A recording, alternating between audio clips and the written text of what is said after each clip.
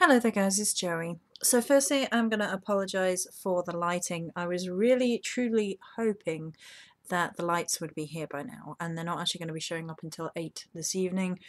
So unfortunately, it's just me, you, shoddy lighting, and this video.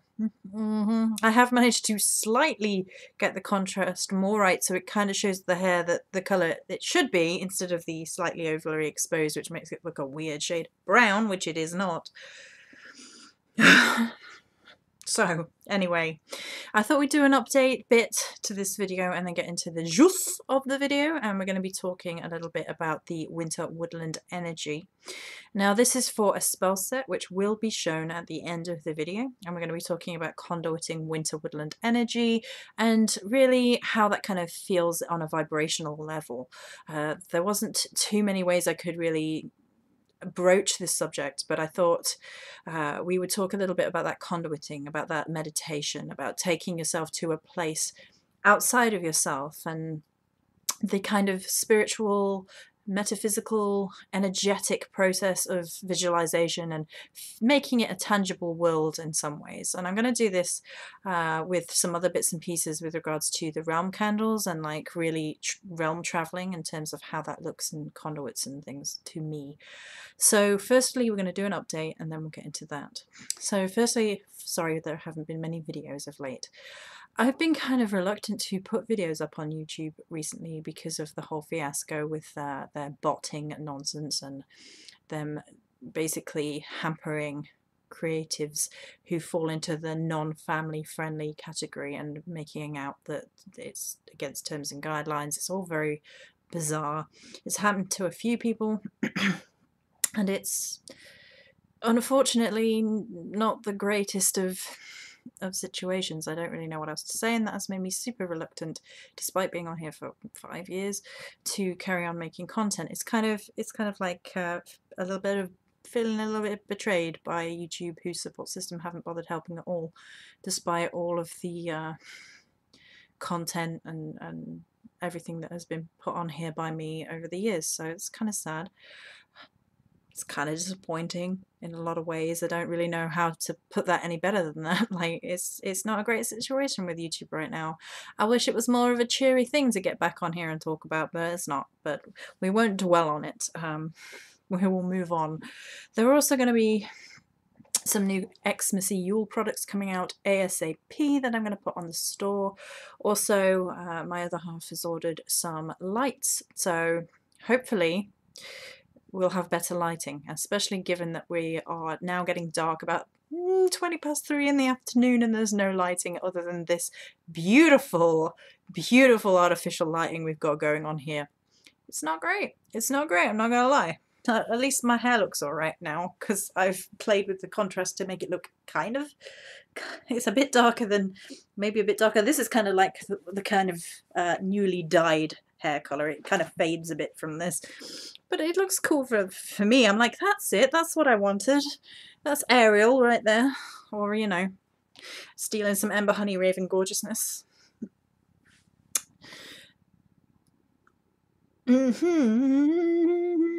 Okay, let me think. Where was I going with that?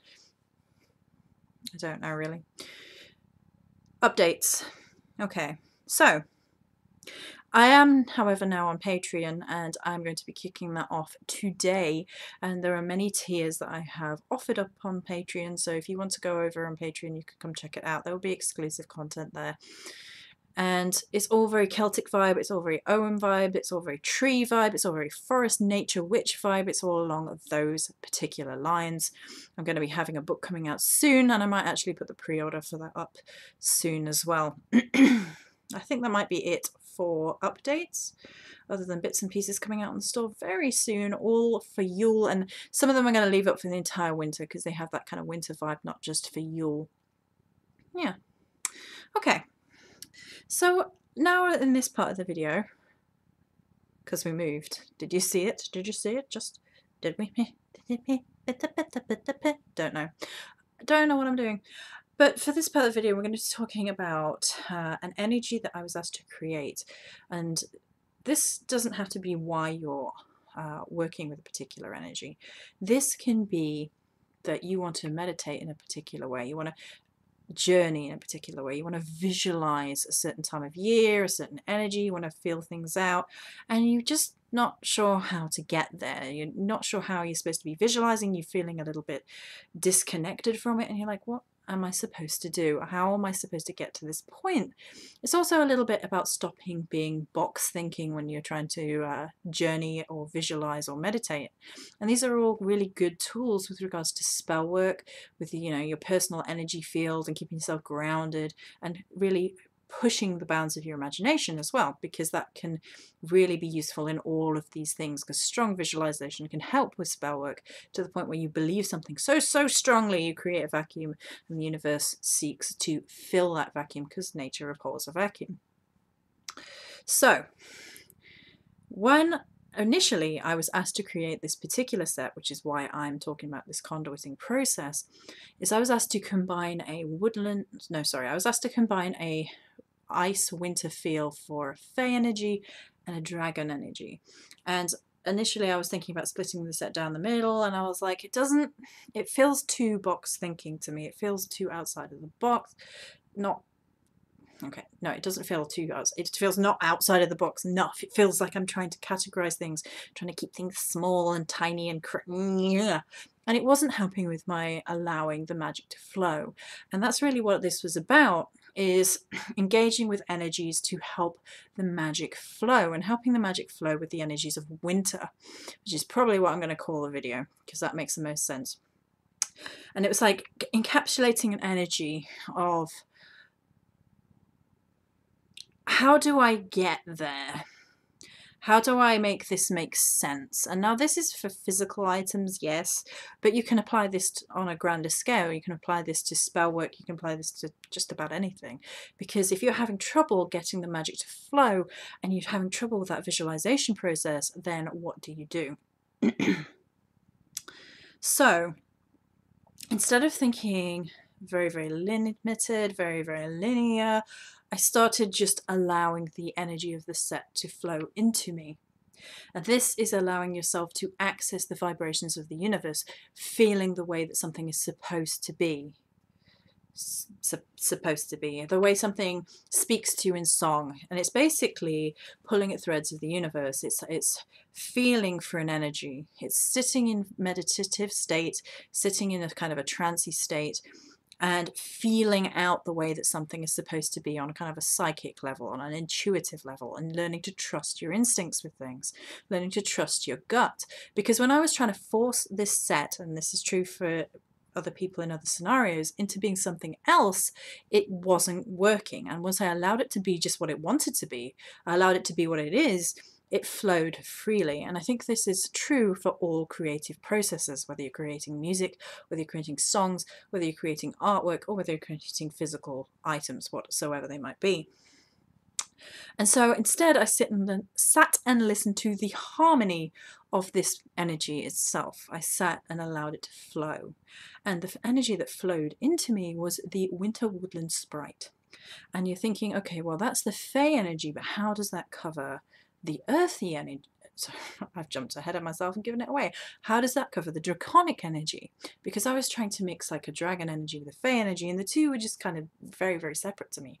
Even if you've gone with like an ice dragon effect, it's still fiery on a level. They still have like the fire ice energy to them. And it said, for example, it said that actually hell is ice that burns, it's not fire. And there's a whole theory around that.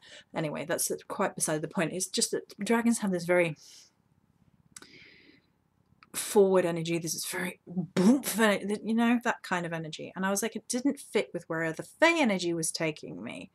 And the Fey energy is much more of a light, but not in a terms of, okay, when I say lighter, I don't mean what is stereotypically thought of as lighter. It's a playful energy.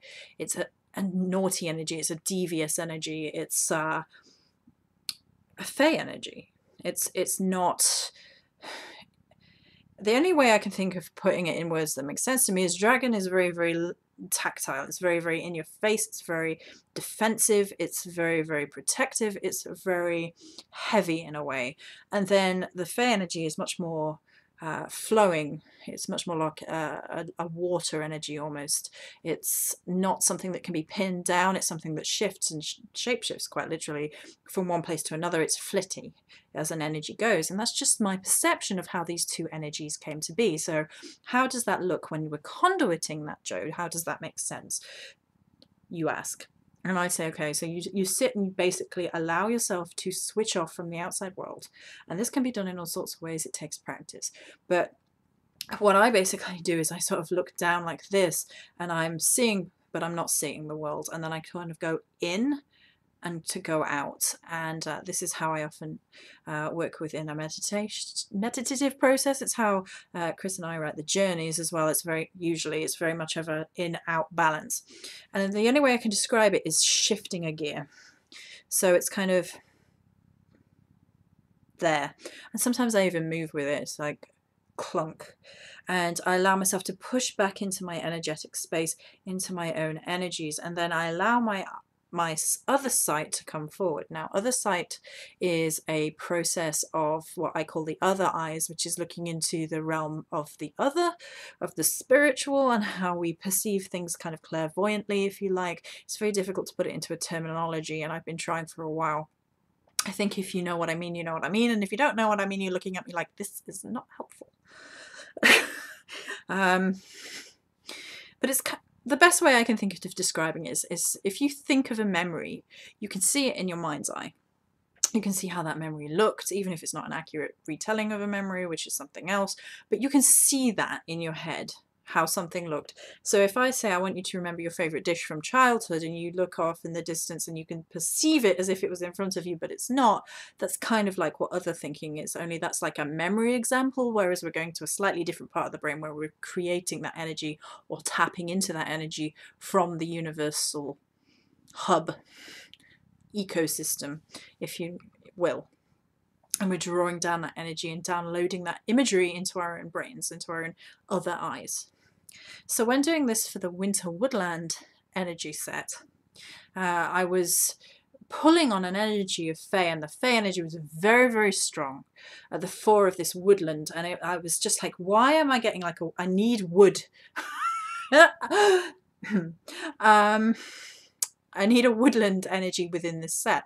And I was feeling for it. Where is this coming from a draconic energy? And I realized what was going on is from the mythology that the UK is actually a sleeping dragon.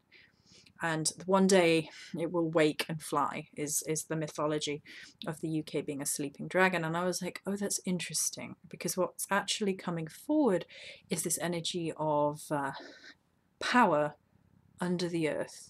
And that's very wintry to me, because if you think about it, there's a lot of rest at this time of year, but the power is under the earth ready to blossom forth in spring. It's not gone. It kind of has that dormant phase. It has that resting phase. And that's very much what this earthy, dragony energy was coming from. And I was like, oh, that makes sense. And what I was actually doing was tapping into a earth-based energy, which is, of course, what a lot of us do with regards to witchcraft. We tap into the natural cycles of what it means to be out in nature. We get so disconnected from nature that living in a, we're living in a box, we're living in a cardboard box, we're living in a box, and we live online, we live in social media, we get a little bit disconnected from the outside world. And it can just take a moment of reconnection to that through things such as this to help us remind us that, oh, when we listen to the intuitive side, we listen to the cycles of nature, because we just naturally slide down that route into that ecosystem and feel that natural vibration. And I was like, okay, that makes sense now. And then it was like lessons of winter and the winter energies and the beauty of winter above ground and underneath. And so it had a really beautiful duality as I was perceiving this picture of what the woodland looked above the scenes and then underneath the scenes, with the kind of like the earth line, as if I was looking at a chopped You know, if it was, if I took the scene of the world and like chopped down the middle in like an anatomy way, and then I could see above and beneath, and I could see all the root systems and the deep, this deep root system becoming like a draconic energy into the UK, which is supposed to be the sleeping earth dragon, and then above was the trees, so it had a so above so below energy. And above was the energies of the Fae interweaving within the woodland very much, and with the snow and the playfulness and the celebration of all of these things. And to me, Fae energy is about the unexpected. It's not about what we often think of fairy. And the Fae, you know, it's not a cutesy energy by any means. It's not an energy to take lightly or be disrespectful to. There's a sovereignty to Fae, which is something that these two energies do have in common. There's a very strong sovereign energy. Now, Fae energy like to mess with humans. They like to mess with perception. They like to be tricksy and what you think you're getting, you're not getting. There is a riddle energy, as if, you know, if you can work out what the words actually mean, and are playing with words and are twisting with words. So whenever doing a Fae energy, I'm always expecting things to be twisted and moved on their heads, and that's kind of what happened with this as above so below energy, is that it was kind of balancing that, it was kind of grounding that off. And obviously woodland energy works for me anyway, because that's my home basically is within tree energy, and I love it. And I think when you're conduiting, when you are making magic, it can really help to put it in terms of your perspective and not to be afraid of that. So people are always like, oh, well, you have to have it this way, you have to have it that way. But if you work best within a particular route, basically, something that really speaks to you on a soul level, like forest and trees do with me, then it's a really beautiful place to put that in the beginning, because then it helps it make sense to you. This is something that you love, and when you work through the lens of something you love, magic happens, if that makes sense to you. So when you are channeling a place for meditation, what's best is to go with something that really speaks to your soul. And I did this with regards to the watchtowers and trees, which I've talked about before, and will also be in my upcoming book about Ogham and tree magic. And it's that at the time, nobody had ever done that before. I'd never heard of anyone doing that. I'd never seen anyone doing that. And I was just like, well, I'm going to do it anyway, because the whole idea of them being towers didn't work for me. And so when I worked within the magic of my lens, of what made sense to me, the magic just began to flow from that point.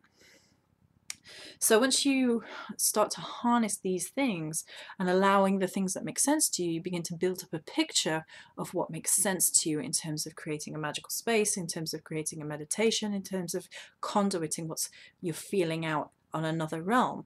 And, you know, somewhere in the world there will be this energy of this above so below, with the root system and then the Fae in winter. That's not separate from the natural world, but it then takes it onto a spiritual and ethereal and magical plane as well, by giving it substance, giving it purpose, giving it direction. We're almost creating a spell work within the meditative process of seeing this image. And I'm a highly visual person, so this really works for me. And there are people that will work better in the scopes of terms of like creating a sound within the head, or creating a song within the self, and things like that. So there will be people who work better within that lens, within that scope. And it's absolutely fine, whatever works best for you.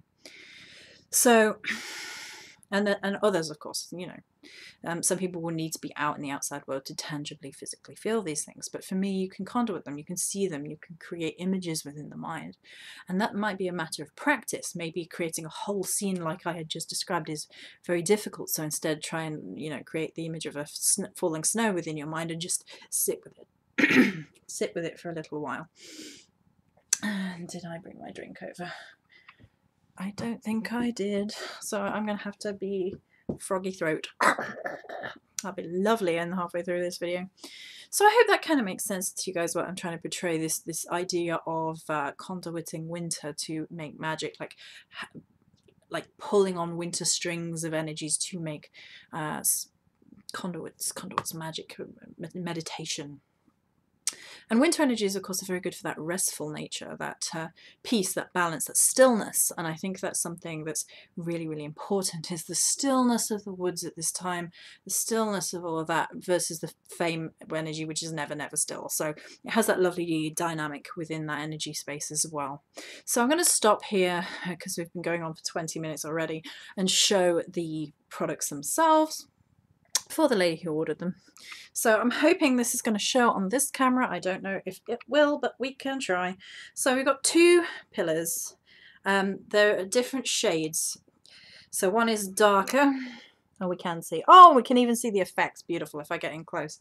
Okay, so on this first one, and I brought the draconic energy out a little bit more in one, just for the sake, which is this one, which is the slightly darker. So this is a slightly darker blue with the blue shimmy. The shimmy is not showing up that well. Here we go. Now, what I really want to show you is here. You see they got a little ice effect in there. Oh yeah, Joey did this on purpose. Joey had been playing with effects to get a basically all over wintry, frosty effect within the wax, and it came out even better within the lighter one. So this is the lighter one, and there's your shimmy, which is interesting with this lighting. There is shimmy, I promise. There's always shimmy. It's beautiful, but right. I'm hoping if I move it around enough, we'll get some lighting somewhere, which will... Can you see that speckled effect of ice all the way through? I'm hoping you can. There, I think. Gosh, lighting. Lighting is thrilling. I will take pictures of those tomorrow. I haven't taken pictures of them yet. Some of the other pieces are actually... Pictures have been taken already. So let's do the spell oil. The spell oil I'm going to try and take another picture of because the shimmy didn't come out very well, and there is shimmy in this. All, by the way, eco-friendly, biodegradable glitter. So you can cut. Yeah, it's not going to show the shimmy in this lighting either. I can see it. Ah!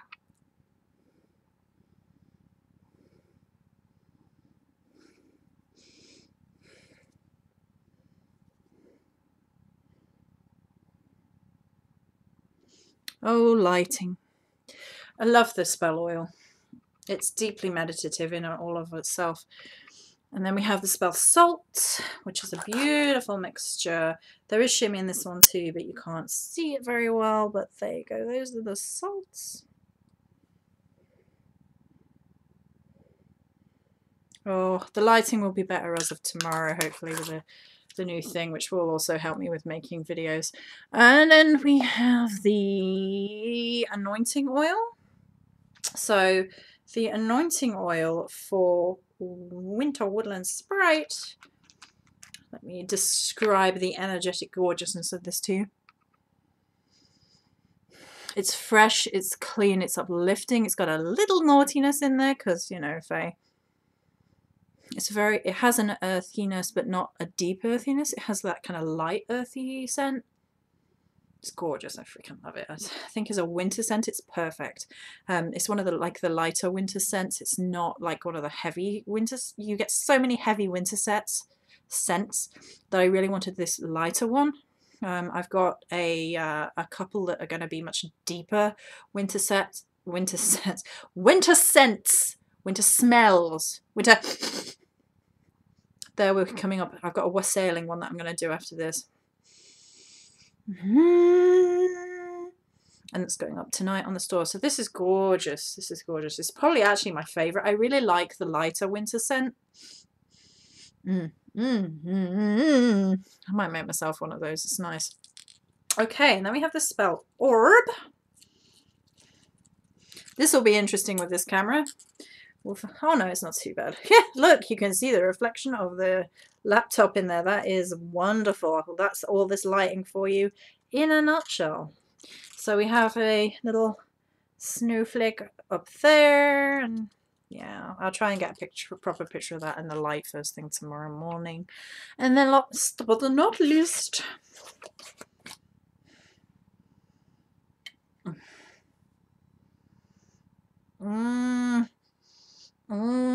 I'll try not to eat it. It's just so fresh and clean and uplifting and okay, right. Thank you. There you go. Focus and everything. Wow. So this is very much a woodland winter scent. I don't really know how else to describe it in terms of scent. It's just fresh and clean, but woodsy and healing, deeply, deeply healing and meditative and still. And what basically went into the process, energetic process of this smudge is creating that temple that I've already described to you. So it's a winter woodland temple with the fae and the snow and the frost and the coolness and the stillness, and everything is very, very still apart from the fae energy, which is a little bit more uplifting and fun. And it does bring an element of amusement to the set and creating that temple overall, because winter is a time of reflection for sure, but we also need that energy of having fun with it, because people get very, very serious at this time of year. People even get very, very depressed at this time of year, and I think the fae energy uplifts from that point. It takes it from that point to a much better place. It's a little bit of a laughter of the soul. Children of winter, laughter of the soul is what I'm being told right now, which is listening to energies of spirit. So there you go.